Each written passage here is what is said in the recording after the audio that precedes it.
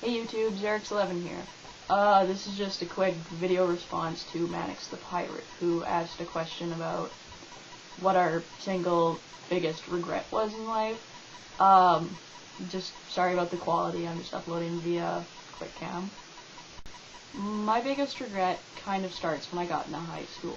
There was this teacher at my school named Lynn Engie. She was a very nice woman. She was always talking about respect, and she was just a nice person. Like, you always knew you would never want to upset her.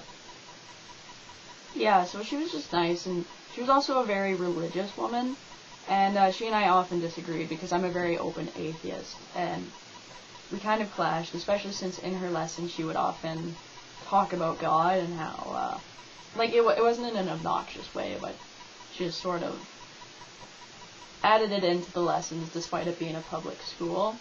Like, it never bothered me much, to be honest. Like, oh, she shouldn't be doing that, but whatever. I really started appreciating her in grade 10 when I was in her history class, and she gave us this essay on the Archduke Ferdinand and how his assassination led to World War I. I didn't take the assignment very seriously and just sort of scoffed it off and wrote it last minute, then handed it in. I remember when she was handing them back, she basically hesitated, and she was like, "Now, I don't want to embarrass anyone, but I just want to point someone out. Like, this person, I can tell from their writing. I have, like, a PhD in, well, not PhD, but it's like a bachelor's in fine arts of writing and creative writing and stuff." And she was just going on and emphasizing how this person should go in to writing. And not surprisingly, it was my essay, and she came up to me after class, and she was like, "Seriously, you need to go into writing, like, you would go far." And I didn't appreciate that at the time. I just didn't want to be there. I didn't like the attention. I'd rather just kind of sink into the shadows in class. But, thinking about it now, I really appreciate what she did, because back then I didn't think I'd ever get a real chance of writing something that might be published that people would want to read. But she inspired a lot after that, after I sort of realized what she was doing for me. In grade 11, where, like, I didn't have any classes with her first semester, but she was putting up this play for, like, it was a play her sister wrote. It was pretty funny, and she came to me personally and asked me to audition for it. So I did. I didn't really fancy myself an actor, but I thought I might as well try.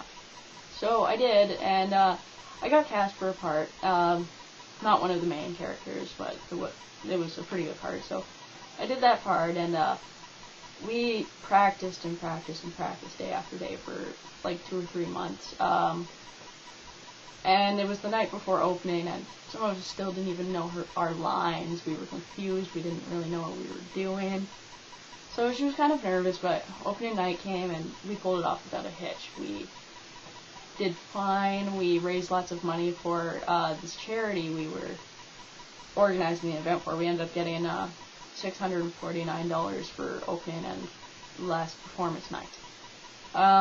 So, like, we did this play, and it was just amazing. And we felt so good, and after the last performance, we went to her house for a cast party, and where she made us eat obnoxious amounts of pizza and brownies and shit.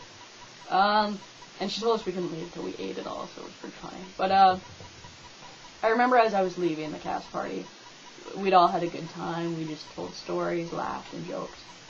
I gave Mrs. Engie a really big hug, and thanked her for everything she did for us. And this is something that's particularly out of character for me, because I don't hug people. I just don't really like doing it, but, like, at the time, I felt it was right. The plays had been scheduled for December 4th and 5th, which was a Wednesday and Thursday, so the next day at school, I still didn't have any classes with Mrs. Engie, so I saw her once, and I didn't say anything to her, but, like, you could tell she was so happy and proud of us, and it was a good feeling to see how blissfully happy she was because of us. But I didn't speak to her, which is something I deeply regret also. The rest of the weekend was pretty uneventful. It was just a shitty time. on Sunday, December 7th, it was my sister's birthday, and it was just a shitty day. I hadn't even said happy birthday to my sister yet. One of my friends popped up on MSN and said he just had a fight with his stepdad, and he was pissed off, so I told him to come over and we'd go for a walk, and I'd calm him down. But as I was waiting outside for him when he showed up, there was something off about him. Like, something was wrong. He was crying and he was shaking, and that was not a normal reaction for him after he'd had a fight. So he comes up to me and tells me, "You better give me a fucking hug." So I hug him and ask him, "Okay, what's going on?" And he says, "Mrs. Sinky's dead." I gave him a deer in the headlights, caught in the headlights sort of look, and said, "What?" Because I didn't believe him. I told him to stop joking. But it was true, Mrs. Sinky had been killed earlier that evening. And, she'd been driving home from a concert in Manitoba or something like that.